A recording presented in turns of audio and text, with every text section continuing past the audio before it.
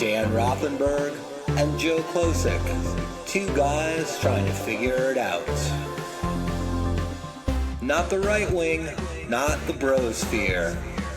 Left of center with humor and empathy. Yes, hello everybody, and welcome to the the Splain. Yes. Oh yeah, that was beautiful. I think we nailed it, Dan. Our best intro we yet. nailed it. We are in the groove. Thank you. And today's, first of all, like and subscribe. Of course. If you enjoy these particular dudes just talking and interviewing funny comedians and talking about Joe's recent gig at Sacramento Punchline, all the interesting things. All the interesting tidbits. We like to talk about comedy. We like to talk about the comedy lifestyle. That's why we have one of San Francisco's newer, best and brightest, Sophia, and it's Garrow. Am I saying it right? You're nailing it. I'm nailing it. All right, Sophia Garrow is with us today. Welcome. Yeah. Oh, there's an applaud now. Okay, Yeah. That's all right. Sure. Yeah. They do that like on the radio. That's a. We'll fix it in post, as they say. We'll add the clap track. Can I just jump in before we get started? Yeah. And read something that was sent to me based on our last episode of the Splain. We got some fan mail. Fan mail. Like, wait, when you say Yeah. sent to you, do you mean like on the YouTube or emailed you directly? No, on my Psychology Today website, where this can't be where good. you find me. I know. This is where you can't be find good. me if you need a shrink. I'm a therapist now, Sophia. And so somebody commented on the Splain on my Psych Today. And so my wife calls me down. She's like, yeah, you got something about the Splain. And my first instinct was that, like, this is just bad. The two careers are merging in Please let a it be course good. of. All right, you ready? Is it a cry for help? This is from James M. Here we go. Your show is filled with laughs and appreciation for you as a dad. An appreciation for you as a dad, recovering guy, and two men with long-term friendship. Now, this is someone who's been listening. That's okay. This is good. Not done, but they're like, listen. Yeah. You get the sense they've listened to this more than once. Yeah. They said Okay. done. Okay, the many guests, thank you, Sophie. The many guests entertained me as well. Joe's intimate details of love, marriage, plans, and efforts to make babies is priceless. This is good. Few of us are witness to the honest and open disclosure for two great men. Now I'm not even believing this shit. This can't be real. Come on. This can't be real. Come on. Someone's Great setting us men. up. Okay, great men. Come on. Your show ending. Okay, here's where it takes a turn. Oh boy, here we go. All right. This is interesting. The last time, Sophia, just to clue you in, we were talking about what we usually do when we're alone, which is success, failure, dreams, and middle age. And Joe's And the attempts to make babies. And the perseverance through it all. Okay, so your show-ending effort to make Joe tell you what he is paid this weekend performing in SAC felt awful to watch. I watch you guys mostly feeling entertained and happy. These final moments, Joe seemed uncomfortable, and you pressed and pressed. Wow. If that is a new shtick, I am surprised. Dick. If that is not agreed upon shtick, cut it out, please. Wow. The audience is back in the whip.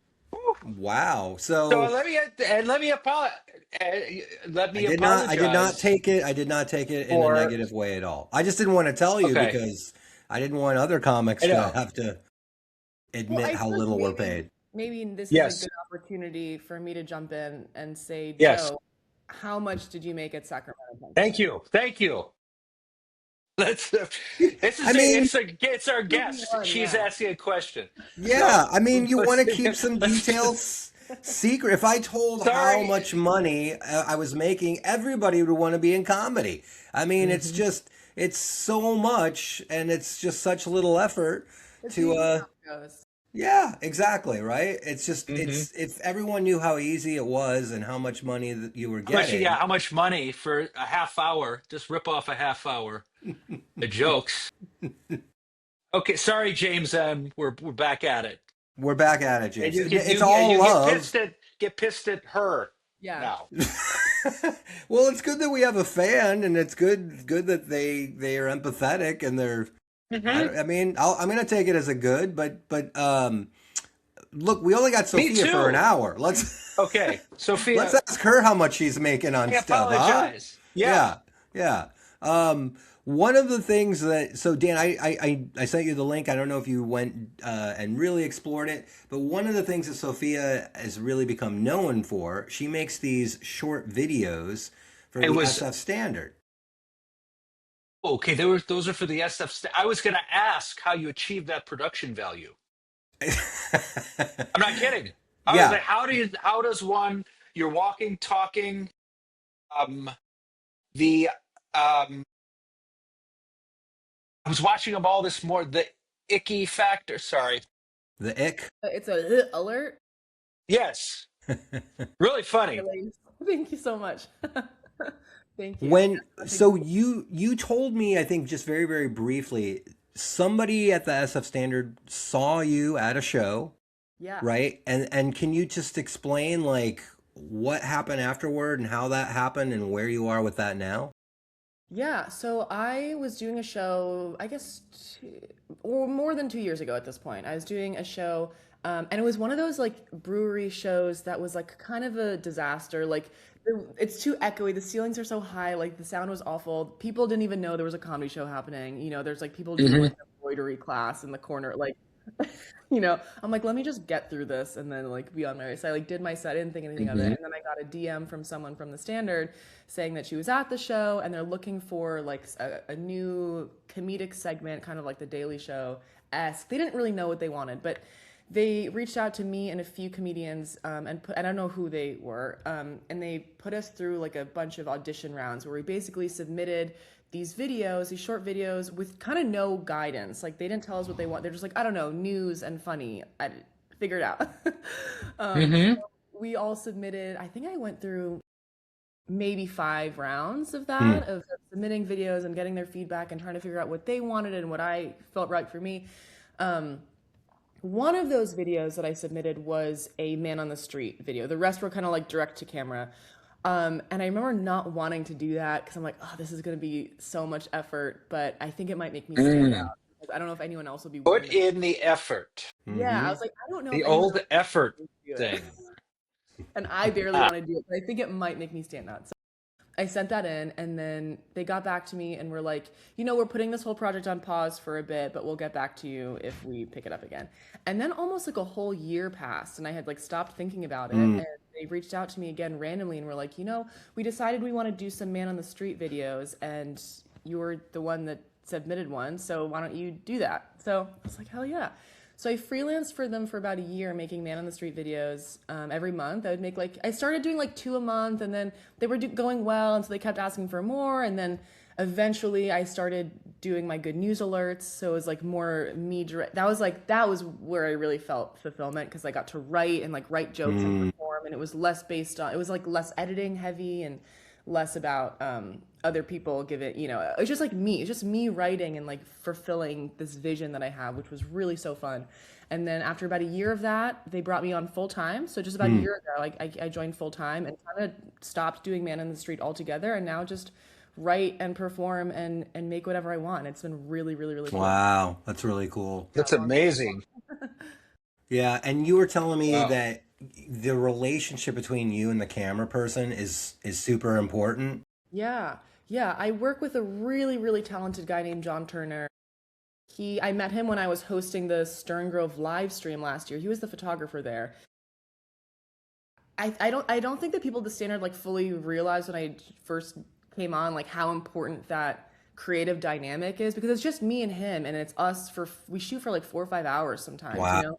and so it's super collaborative and we come up with silly ideas and it's he's not only like a great creative and just positive force to do it with, but he's also technically very savvy, and it's the perfect combination. And so I feel like we've kind of locked in and made this little dream team, and it's so much fun to make these with him. So I'm Oh, lucky. that's awesome. That's awesome. Yeah, there's a real. I feel like you're getting the personality of San Francisco right now, and it's fun to see a actual stand-up comic using those abilities in a different way. I feel like the stand-up comic in you really complements those segments. Do you feel like doing those segments has it influenced or helped your stand-up at all? You know, I find that there's such different skills, like writing for these videos and writing for I don't think there's anything in the world that's like writing for stand-up. Like it's just so singularly like such a skill that's so separate from things. So I feel like maybe it's expanded my creative breadth, like my the way that I think about things, or some jokes that I think, oh, that would be great for a video, but doesn't necessarily translate the right way, or the other way around. So I think it's kind of like expanded my creative vision, but maybe not like directly influenced my stand up, if that Hmm. makes sense. Sure, sure, that And makes also because I sense. talk about such different things. Like I don't talk about like news or politics or anything in my stand. It's really so personal. And then there's like such a sharp divide for what I talk to. So it's kind of fun to be able to tackle both. Is that a conscious Where do effort? you, Or sorry to I'm jump in, sorry, where Dan. do you normally do stand up? Probably all the same places that Joe does. Sacramento Punchline. Hmm. The Punchline in the City, Cobb's. I'm at Cheaper Than Therapy a lot, which is a wonderful theater in Union Square. I do a lot of Don't Tell comedy, Mr. Mahjong's, which is a new up and coming like amazing show in the city. Yeah, I just did Comedy Run Club last night, which is at the Presidio Sports Basement, which was very fun. Hmm. So kind of like everywhere, yeah, all around the city. Yeah, she's And are in the you scene. Yeah. opening featuring Cobbs and the Punchline? Yeah, I'm opening at Cobb's and Punch. I'm a feature at the San Jose Improv, which is very fun. Hmm. Um, Very cool. yeah, yeah. Yeah, you're Awesome. doing it. Awesome. Let, Yeah. let me just to go back to your stand up because I'm really always curious about this with everyone. Did you make a conscious decision when you were doing your stand up? I'm not going to talk politics. I'm just going to talk about my life. Was that a conscious choice? No, it wasn't a conscious choice. It's just like those are the things that are on my mind, and those are the things that I like talk about with people, or that like those are the things that make me laugh. And I feel like everyone and anyone is like talking about politics, and it's so difficult to like find a lane that is like no one else is thinking this or saying this. Hmm. Yeah, No, but no one else is inside my brain living my life, or like has my right. family, or and that's just like those are the things that come easiest to me to that I want to share, that are feel unique and just feel me. Yeah, yeah. And tell us about what's the driving comedy force with your family? Well, they all molested me when I was a child, so that Mm. really helped. No, Okay, and I I you've don't. earned that. just got a message Wow, from you James. yeah. How much did your family pay you? Mhm. No. Yeah. Yes. So thank you for asking, James. But No, we're my not family. pressing. Or Right, yeah, of yeah, course. please. Course. No, my family is so wonderful. They're super supportive. They're very I come from a very funny family, which I think just like when you grow up with jokes flying left and right, that it just like you end up like that. And so I'm really fortunate to not come from a my comedy doesn't come from like a damaged place, which is fortunate. I'd probably be way Hmm. funnier if it did, you know, but here we are. So I think it just came from my is that me? Hold on, let me put my phone on Do Not Disturb. So that Okay. was like a truth meter. Yeah, Like sorry. That was my Yeah, I love not taking things too seriously, and having a laugh and making people laugh. Probably similar to you, Joe. Like it just brings me so much joy. Do you Hmm. ever, because I mean, watching you, I've watched your set a bunch of times, and you're talking about your background and the mixed heritage. Have you ever gotten pushback from audience, like after the fact, after a show, or have you been heckled in any way because of your background? Not No, I can't say that I have. Good, good. Yeah, no. I think that if anything, it's like people maybe will get like nervous or uncomfortable in the moment, but won't say anything to me afterwards. Well, that's good. I mean, I Yeah. think it's cool to see the tension in the setup, and then yeah, you're delivering the punchline, So and the let me in on it. What is this mixed background you speaking of? I'm Palestinian and Greek Hmm. on my mom's side, and American on my dad's side. Just a medley of European. just Okay. white, just a white guy. Yeah, I That's guess like yeah. mostly Italian, but I don't like culturally identify with Italian culture as much as on my mom's side. Yeah. Okay, Palestinian and Greek Hmm. and white. Yeah. Got it. And just Yeah. white man. I mean, if you consider Italians white, which I That's do, I a mean, if that's you a you can know do what? I was for what it's worth, I thought you were part of my tribe, Jews. that. Mm. But I Well, see, I Bliss. mean, neighbors. you've probably gotten that before. Not so often, but occasionally, yes. Maybe it's just kind of a thing, a personality, outgoing something. You're saying I got a Jewish personality? Yes. Yes, that's a compliment. This would horrify my grandparents. Uh-huh. Perhaps, yeah. Oh, this is gonna take a spicy turn. Yes. It could. Hey, we're the younger Take it as a generation. compliment. We could talk Dan, about these Dan, we things. are Yeah. not the younger generation Oh, anymore. well, okay. That I hate to break it right. to you. Yeah, Sophia's the younger generation now. And barely that, you know? I'm aging out. Oh my God, you have no idea how long you will age out.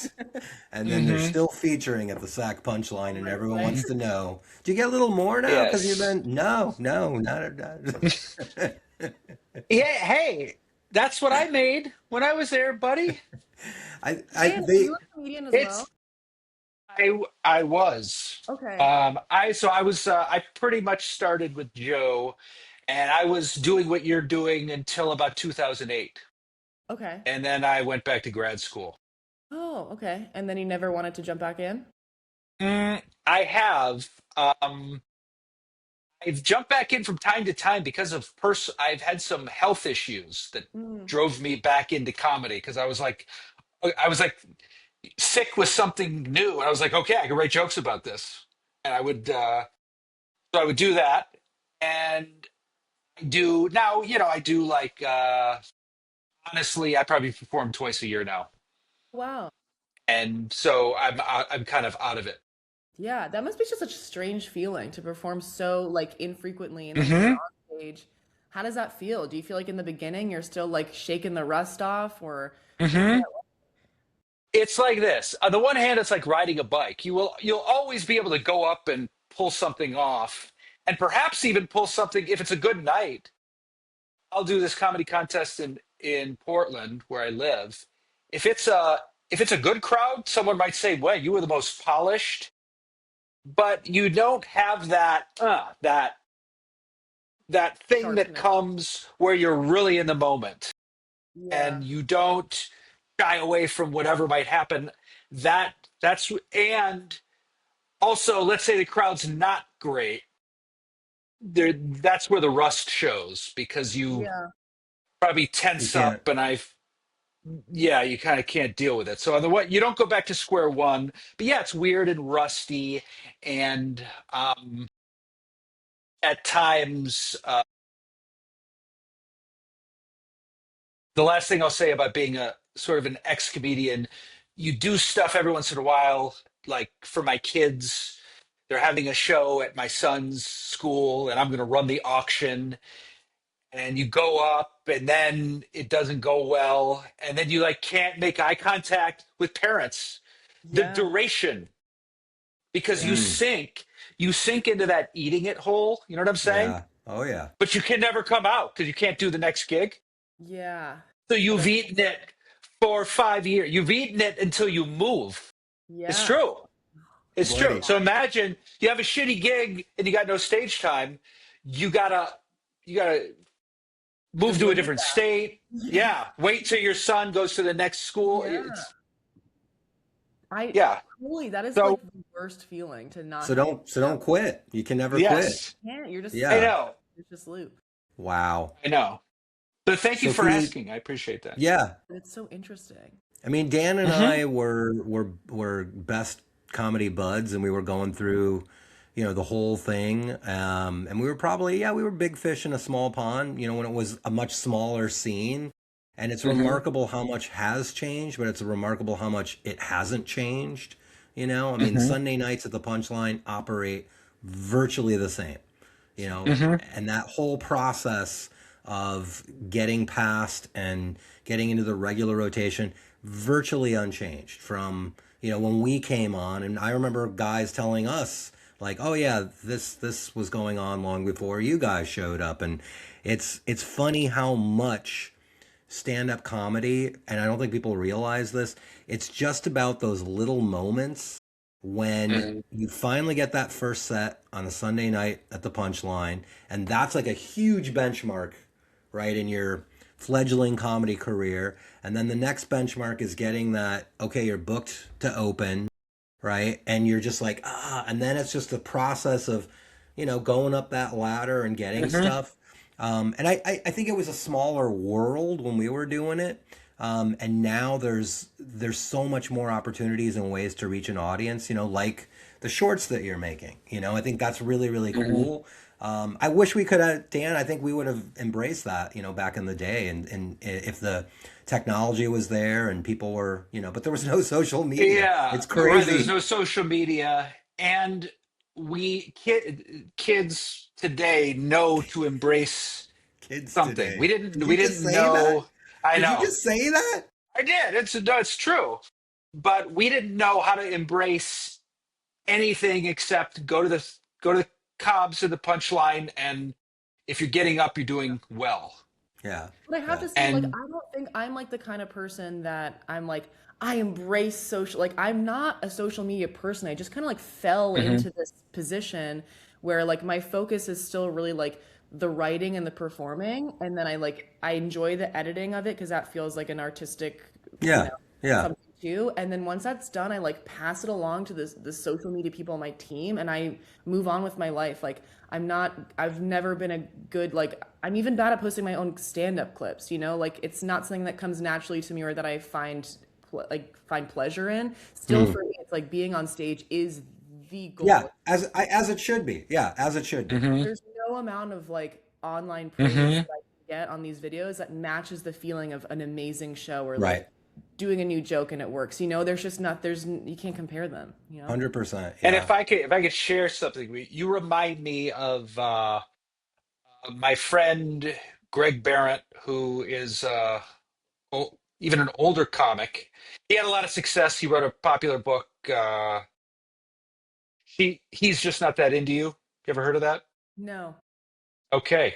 Oh, wait, the one that became the movie. Yes. Yeah, of course I know. Of course I So know. he was a big he was a big headliner when Okay. Joe and I were coming up, and he's still a big he was talking about how it's this combination of having a plan and being focused, but also embracing opportunities that come. So you have a Yeah. plan, but you also don't know, Yeah. being open-minded to the turns your career could take. Yeah. And it sounds like Yeah. that's exactly what's fallen into your lap, like something you're Yeah. good at, that on the one hand, stand up is still your passion and focus. On the other hand, this other thing has come along.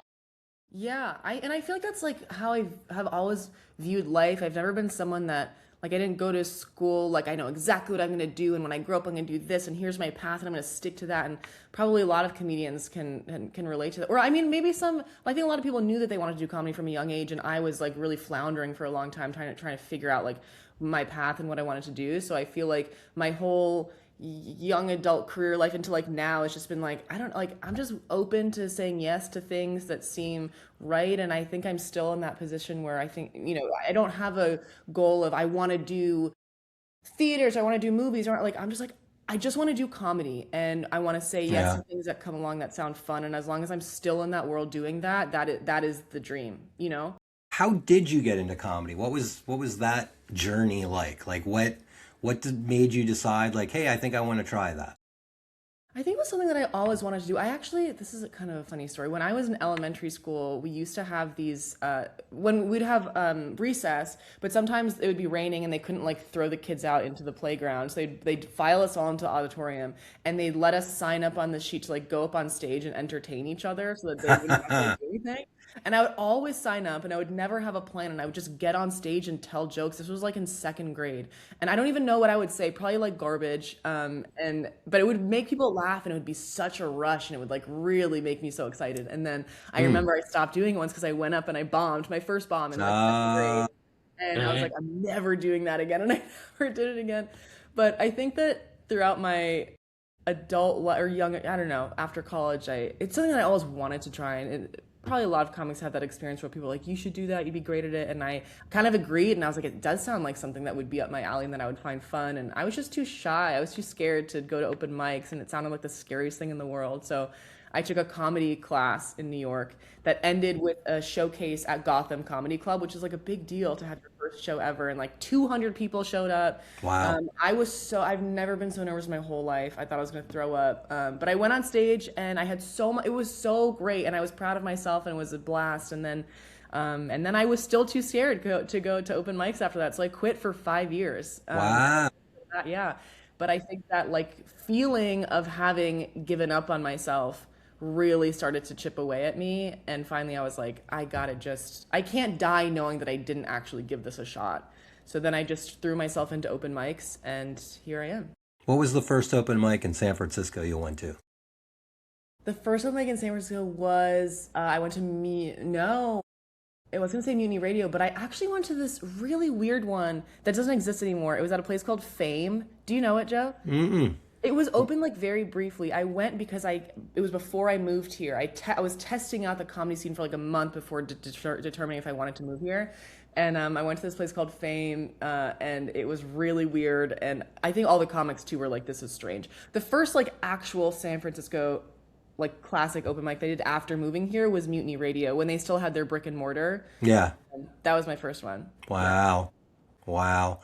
Do you remember a time? I feel like, so let me preface this like this. I feel like there's a moment, like the first year, maybe even 2 years, you're just throwing anything up there. You don't really even know like what's funny or why is this I didn't know why things were getting a laugh sometimes, but I would repeat it because, hey, that got a laugh. But I always remember there was like this one moment where, okay, this is a joke I wrote, I care about, I'm invested in, and it got a laugh. And I felt like, I want more of that. Do you have a joke that you remember telling that really hit and you're like, okay, this I want more of that? Actually, that you say that, the first joke I ever wrote that I was like, oh, this like structurally makes sense as a joke. Like I figured it out here. And it's like not a joke it's like my first joke ever. Like I don't tell it anymore, but I remember being like, oh, that's what I'm supposed to do. You gotta tell it. Do you remember it? Yeah. Let me think of how it goes. Okay, hold on. So it's about, I'm at the doctor. I'm at like my pediatrician with my mom. Oh, I think I'm talking about I'm like really, I think I'm talking about being a really hairy and kind of like built person. And I go to the pediatrician for a checkup and my mom asks the doctor, she's like, do you think maybe she has too much testosterone? And I was like, no, I don't, Mom. And it was like better, but it was like the subversion, like the whole, I was like, that's like what joke writing is. It's, yeah. I said something funnier than that, but it was like the lowering the voice and kind of hitting her with that, which was like, oh, okay, I that makes sense logically why people would find that funny. Yeah. Did you ever work with a comedian, a headliner, or not even necessarily a headliner, and you just came away from the experience like, that's awful. I don't want to end up like that person or that person. And you don't have to name names, but I feel like we've all had experiences. That's a good question. When the comedian, when it comes down to earth with a dream, this is just a human being. It's either, it's somebody that's it's not even necessarily about being bitter, but it's just to them, there's no more love in it. They're just, they can make money and it's a job and they're showing up and they're doing it. They're not interested in community. They're not interested in talking about the craft of comedy. They're just like, hey, I'm here, leave me alone. You're on the show, great. Mm. But or yeah, have you had some bad experiences with headliners or? Yeah, I definitely have. And I kind of like value those experiences too because I feel like it's good to have a vision of that's what I'm aiming for and that's what I want to be and it's equally as valuable Mhm. like, that is what I'm avoiding. Like Mhm. that is what I need to be conscious of as I get older in comedy and like I'm here for longer. It's easier for I'm like that's what could happen if I if I'm not Mm. Yeah, that's mindful. So real. Yeah. what's a shitty experience and what's a good one? What are you Yeah, what well I is think are you shooting for in being a good headline? I want to be I think it's such a in like it's such a rewarding experience to work with a headliner that is not only funny and has great writing and stage presence, but then off stage is so gracious and kind to up and coming comedians and they're down to like answer your questions or, you Mhm. know, understand like they still have a job to do and they're not like you know gonna like fuck around with you the whole time but I think having that disposition of being willing to like pull the next generation up with you Mhm. is something that I really admire in comedians that are above me um and also make the show so much more fun because you have so much respect for the person it's like when you meet your heroes and they don't disappoint you you're like it Mhm. Yeah, is yeah, yeah, possible yeah, to be yeah. funny and nice and So hardworking. so let's name drop a little bit of that because it's positive. That's positive. Yeah. So both of you, what are some great headliners you've worked with? I would say Dave Attell for me. He Mhm. was he was amazing. He's a force of nature on stage and Mhm. an amazing joke writer. And then off stage, he's just a regular guy, that wants to Mhm. have conversations. He's not even particularly into the conversation of jokes. But one thing sticks out with me. I remember being in the green room with him in the SF Punchline, and he was trying jokes out on me. And I looked at him and I'm like, just thinking like you're David Tell, like don't you know? And he's like, no, I Mhm. never know, I never know. That's why I'm Mhm. doing this right now. And that was Yeah, a just peek total behind the commitment to the curtain. craft. Yeah, Always, he was always yeah. going up with his shitty tape He was recorder. always Yeah, recording. Yeah, he was always always. recording. Every set, and it was fun to see. He would open different and close different. I mean, that to me Mhm. also like all your material is so good. You can change up blocks of it, and then he would always have like this 5 minute window somewhere where he was trying out new stuff, and the audience might not know it, but if you were watching him all week, you could see in his face he was like, that didn't quite hit, or Mhm. he changed the wording a little bit. He was always working at it, and he was just a really really nice guy. Yeah. Sophia, how about you? Can I? Anybody? Yeah, Oh yeah, yeah, Sophia. Dan. Dan, go ahead. No, I was just going to add. Now you go first, then I'll add my David Tell thing. Um, yeah, I think for me, the first people that come to mind are the Sklar brothers. I opened to them at in Flyover Festival, and they are the could not be nicer guys. Like I was on their show called Tag It, so I'm on stage with them, and they're the whole time like listening to my jokes and like writing tags and kind of like punching up my jokes while I whatever. And then at the end of my set, they give their thoughts, Mm. and it's such a genuine like it's not like a shtick for the show. After the show, they like gave me their phone number. They're like, if you have any questions, like they sent me all of their notes. They've like reached out to me, and it's just so Hmm. genuinely trying to like, we think you're so great. Like if you want to, like we'd love for you to open at this place, and here's some advice, and here like. Just like so gracious as headliners and so funny, so I really really enjoyed. And then I think the next person I recently opened for I was featuring for Anthony Jeselnik at the Improv, Mhm. and he was so normal off stage. Like I think he's like an extension of his stage persona. Like it's not like fully out of left field who he is on stage. Like he's like a toned down version off stage, but he just sat with us the whole time and like answered our questions. And also like Joe, I feel like there's that humanizing factor. Like he came off stage after delivering 45 minutes of the tightest material I've ever seen in my entire life, and he's like, I thought I had 55 minutes. I gotta write more. Mhm. I'm with like, with I mean the thing with Jesselnick and Attell as well, they are writing the word economy yeah, is Mhm. so tight, yeah, and Mhm.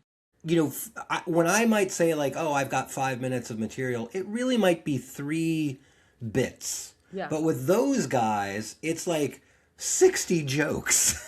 Yeah. So when guys like that say, "Oh, I need to write more," I mean, it's like you're talking about generating 100 more jokes. Yeah. Where I'm like, "Oh, I'm going to tell a story and figure it out." Like, yeah, they're still sitting there and they are writing like old Yeah. school. There's Yeah. not a word out of place. And I No. tell you, it was like the 45 tightest minutes I've ever seen. And I was like, when do you think you're going to film a special? And he was like, I need 3 or 4 more years. And I was like, do you?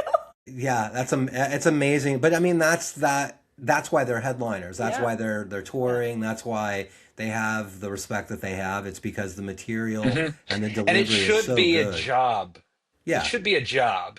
And I really respect that. And it even makes me, it's annoying, at least when I was doing it, at the comedians that kind of clog up the the funnel to success who aren't really writing, and it's just kind of a good Yeah. time. Like I respect the people that approach it as a job, Yeah, like those absolutely. guys.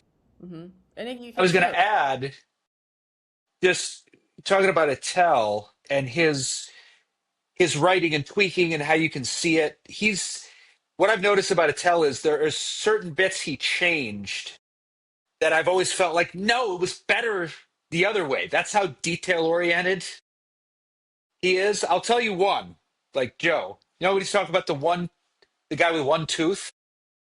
And he's like, what kind of story is a one tooth guy gonna have? And it used to be, I like taffy. Remember that? Yeah, And yeah, then he yeah. changed it to, well, I used to eat a lot of taffy. I think And I I was mean I always might like, no, that yeah. I might be wrong about this, but I feel like as a guy who's been around now, telling the same joke sometimes, you got to make it interesting to yourself that's true. because Yeah. you can get there's like a chunk, there's like a good 10-minute chunk of stuff that I have that used to be like I would call my core act. And I got bored with it. And it went from guaranteed applause break, respectable laugh, to a Mhm. couple times they're just looking at me. There's nothing wrong with those jokes. Those jokes worked really well for a long time. The only thing that changed was I got bored telling them, and the audience can smell it. So then I think you got to find ways to make it interesting for yourself again. Because I've seen that too. I've seen, especially with guys like Attell, where you're like, yeah, he probably is just like, I got to put this away. You know, Mhm. do you Right. do you have any? I mean, you can use a name if you want. Have you had any really bad experiences with a headliner where you're just like, holy crap? Me or Dan? Either of you.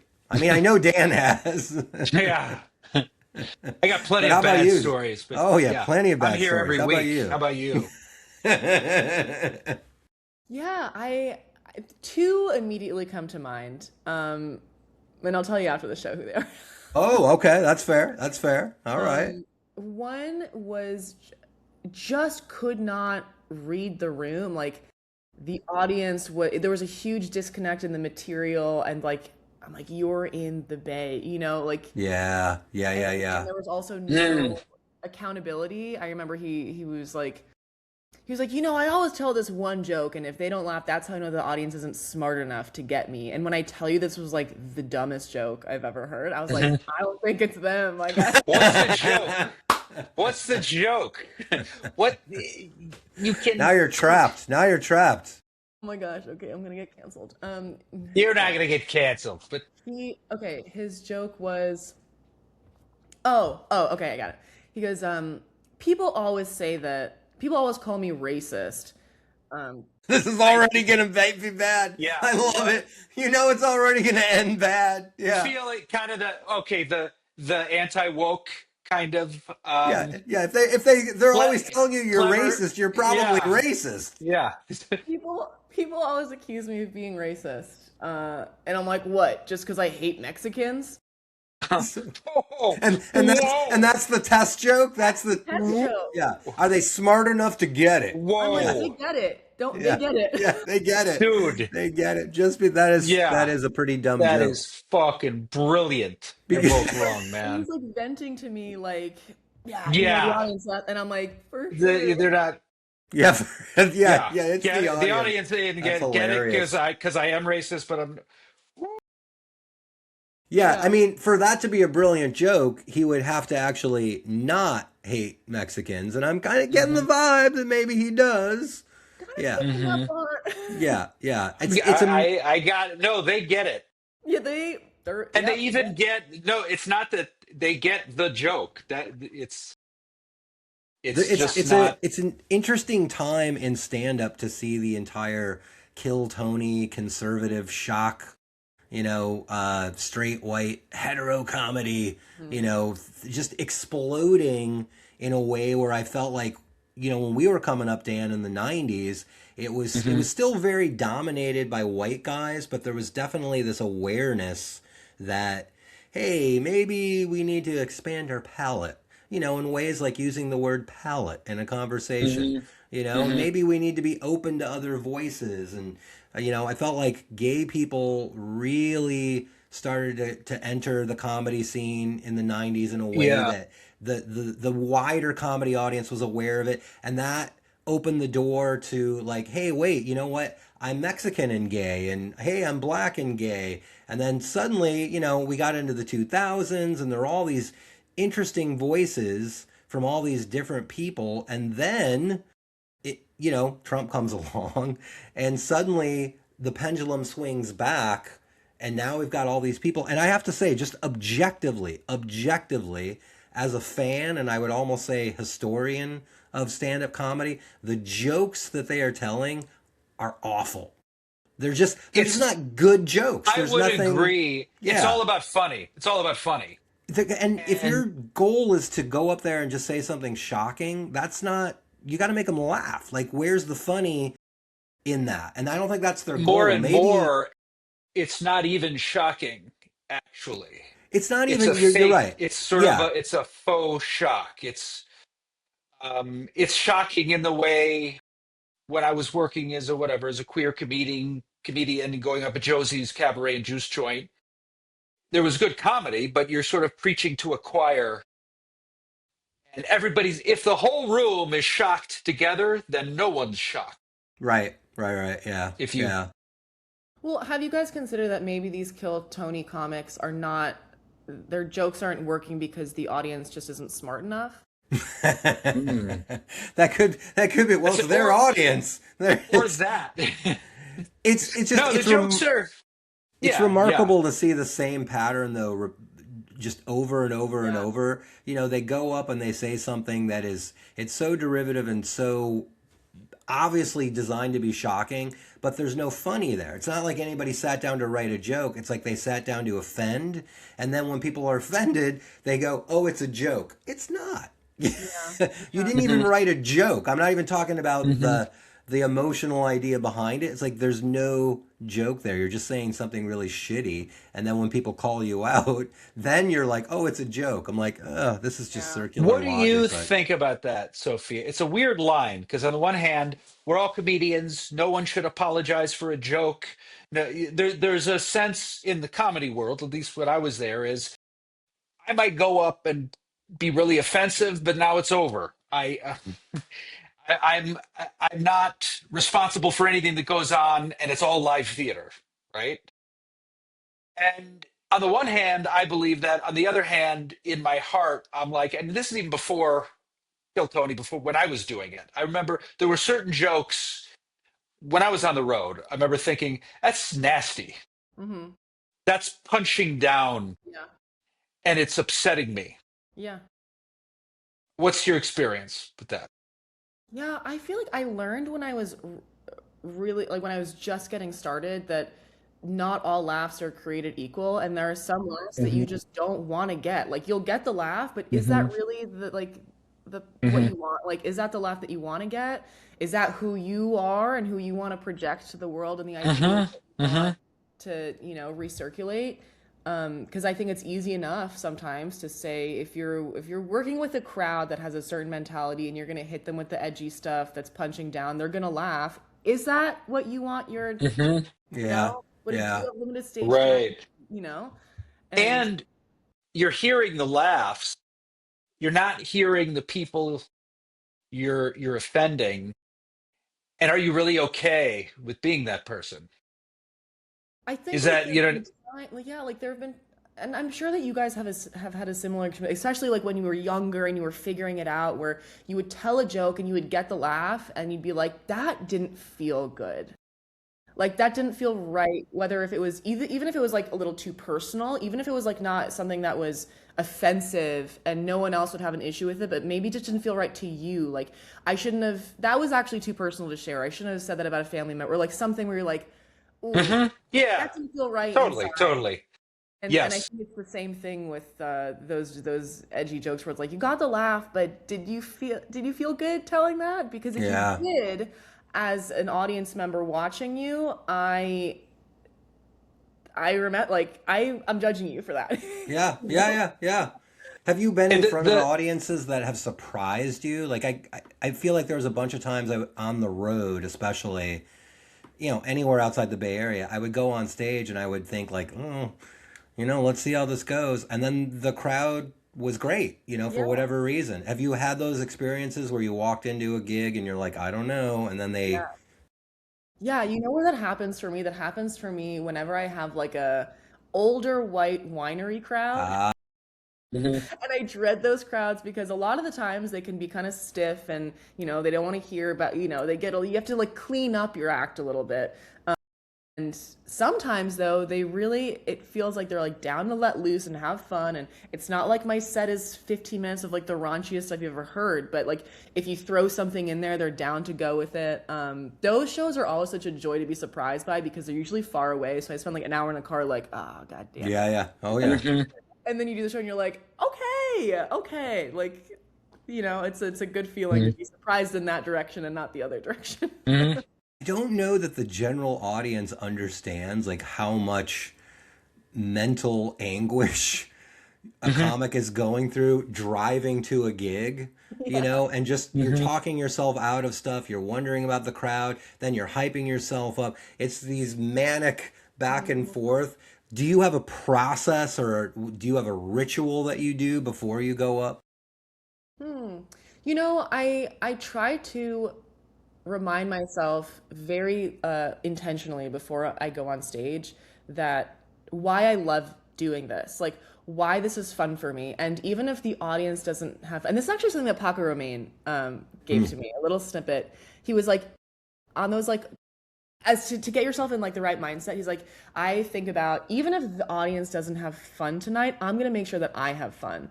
And it's such a helpful mindset for me because I, like you guys too, like I do my best when I'm happy and having fun and loose and whatever, and not caring. Sometimes a show, Yeah. no matter what you do, is going to go poorly. Like sometimes the circumstances are just not in your favor, and being able to just like have a good time either way keeps me sane. And I'm not always able to do that, but like I really try to. And so it's like an intentional thing. I smile to myself a lot before I go on stage, as Mm. like like tricking myself. I'm like, I love this, and that kind of helps me get into that like silly, goofy mindset that will make me have a good time no matter what. Obviously, I want people to have a good time too, but Yeah, yeah, yeah, yeah, yeah. No, that's yeah. I always, I Mhm. don't think it ever goes away. I'm always nervous before a show. I don't think that yeah, ever Mhm. goes away. But now I will remind myself, like, okay, you know what? It tends to work. yeah. Like Mhm. 99% of the time. So this is probably gonna work. And Do you have a like a ritual that you do or something you always do before you go on stage? I try to do the same thing where I just, I try to feel the soles of my feet. Just take a couple of deep breaths, remind myself I'm going to have fun. And if I'm having fun, the audience is going to have fun. They'll go with me. And then also try to remember, like, let's, try at least one new joke. Hmm. Something something that is going to, like, okay, I did something different. Because I think the longer you stay in it, it's easy to fall back into, oh, this works. And then a couple of years go by and you're like, hey, I'm kind of bored, with all my material. Yeah, I feel Mhm. like whenever I do a set where it's like all the stuff that I'm not trying, even a new tag, something new, like I Yeah. kind of feel dead inside after. I'm like, that went well, but what did I Yeah. out of that? Yeah.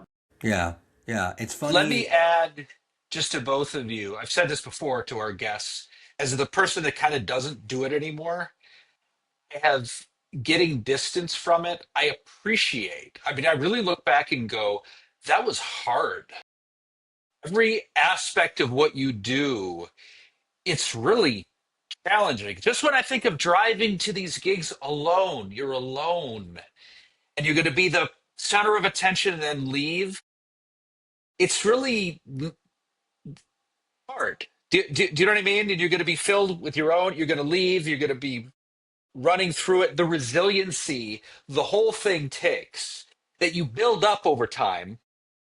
And going to the punchline and waiting and everything we do, you build up this strength that when you take for granted, you figure, I just, I'm just kind of doing my thing, and why aren't I farther along and this and that? And now I realize and I don't mind saying this, I've lost Hmm. that strength. When I think of seriously what you just Hmm. said, driving an hour to the gig, I'm like, I'm glad I'm not doing that actually. And it's hard being up there and you've opened on your closer to a weak laugh and you got 20 more minutes Yeah. and Yeah. you can't show it and you just fucking Yeah, make it yeah. work. That is hard. Those are It's also amazing. some of the best times was Hmm. being in a car with the other comedians and everyone's anxious on the way up, but you're all telling jokes and you're making fun of each other and it's fun. And then hopefully everyone does well. The worst and possibly also the funniest is there's three comics in the car. One of the comics just had a terrible set, Hmm. right? Always. And then on the ride home, you're just mercilessly ribbing the person, and almost to the point of tears. But then That's you're like so helpful. Like that's yes, how you stay alive because like yeah, otherwise you're sitting in the car, no one's mentioning it. You're like, I'm gonna go home, I'm gonna kill myself. Like yeah, this is yeah. you Hmm. need like to remember the levity of like none of this actually matters. No, I Hmm. wasn't gonna save a life tonight, like I fucked it, but that's okay because tomorrow I'm getting on stage Hmm. again unless I'm dead Yeah. and I have to wait 5 years, and Right. sit in that feeling. But like it's Hmm. not that serious. It's okay. We're gonna get back on it tomorrow. Yeah, But yeah. having friends to other comics who understand that feeling and kind of like give you a little bit of shit about it keeps me sane. Like it's so helpful. 100%. Dan, do you want to ask the Sure. question, our The final question we big ask question? everyone at the end of the Splain. Sophia, you How much am I making? no, that's personal, and Sorry, sorry, I'm not gonna James. piss off James. Sorry, But James. you actually, let me ask you, how long have you been doing comedy? I've been doing it for 5 years. 5 years. You have been doing comedy for 5 years. In that time, you have ascended to opening at the main clubs. You feature you feature at the San Jose Improv. You work all over the place, and you have this incredible gig where you film shorts. You are building a repertoire which is thrusting you forward into show business, despite the fact that you're just maintaining humility and having fun and being you. And our question is, do you feel like a success? Fun question. Oh, you know what? Hmm. I absolutely feel like a success because I think my entire life, my biggest struggle was like figuring out what I wanted to do with my life and what direction I wanted to go in, and Hmm. and finding comedy and like throwing myself so wholeheartedly and working so hard towards the thing feels so fulfilling in a way that when I was younger, I like desperately wanted. I wanted to feel that fulfillment and I wanted to know what it was, and so I feel amazing. I sleep so well at night, even after a shitty set, even after like a rough week. Like just to know that I don't know if you guys have ever read the War of Art. It's my favorite book. One of my favorite parts in it is, and I You know think what? Somebody else successful told me to read that, really I and I love it. didn't. You Yeah, should. It's a quick I read. It's should. a small book, Yeah, and one of my favorite things that I think interesting. You got to read books when people to go. Yeah, or don't, War of Art. fine. I'll summarize it for you. My favorite part of the whole book is he mentions, getting knocked out in the ring is still better than being in the audience. Hmm. And I Mm, think about that on those tough days. hell I'm like, yeah. today Yes. sucked, but the only thing worse than doing comedy right now is not doing comedy, and I'm still doing Yes. it. So Mm. long answer short, yes, My I feel like it's Perfect. Perfect. right. Love that. Yeah. You want to be in the green, right? There are green room people and there are crowd people, and it's tough to be in the green room. There's not that much room. so true. Yeah. Well, on that lovely, All right. introspective, brilliant philosophical Uh, point, like and I think subscribe I us, ladies and gentlemen. Please, we need your come love back, because James yeah. T. Yeah. James, Did he come just back and talk to us. Did we do okay? I try. I didn't give Joe any he shit. he just I'll Venmoed be nice. me money because he feels like Okay, I didn't make good, enough. good. So It's sweet that's that he's protective over you. Yeah, that is sweet. He cares enough. We love that's James. very Yeah, nice. That's very nice. Maybe he'll be my manager yeah. now. Let us know. Let us know how we did. How we do, James? Yeah. Yeah, Yeah. yeah, yeah. See We'll ya, see you peeps. next month, week. All right. Thank you guys so much for having me. It was so Great to fun. meet you. Thanks for being with us, Sophia. All right. Bye.